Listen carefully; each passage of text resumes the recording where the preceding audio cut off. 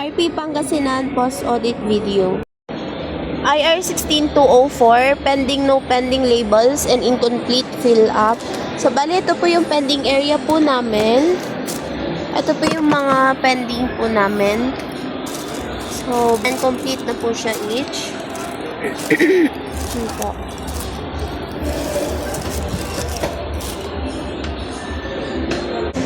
IR 16205, updated tumbler signage. So, bali, ito na po siya. Napalitan ko na po. So, ayan. Updated na po. IR 16203, tablet wala sa tamang lagayan. So, naka-touch po. IR 16201, 2 mini parcel for pickup. Di na masara ang lagayan ng pending. So, bali, ayan po. Na-pick up na po kasi yung iba. Ito po. So, may space pa po siya dun sa may kabila. So, ayan po.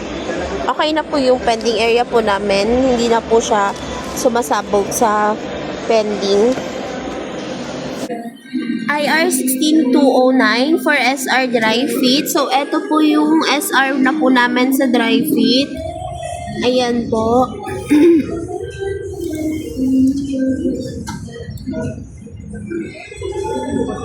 Bali, may SRD na din po siya. And IR 16206 po, CBC Raglan for SR. So, eto po yung SR po namin sa Raglan. Ayan.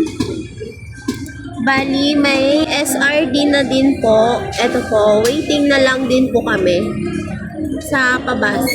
And IR 16207 for pull out ng mga garments, umbrella, and foldable fan po. So, eto na po yung street number ng mga pinull out po namin. Ayan po siya.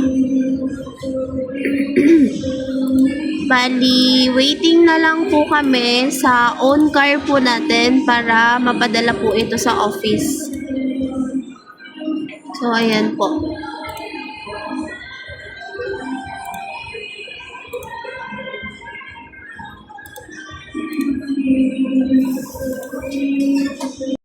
IR 16202 RAV pickup with Embro. Bali, ito po yung locking ko po dun sa may wire mesh ko po na Embro.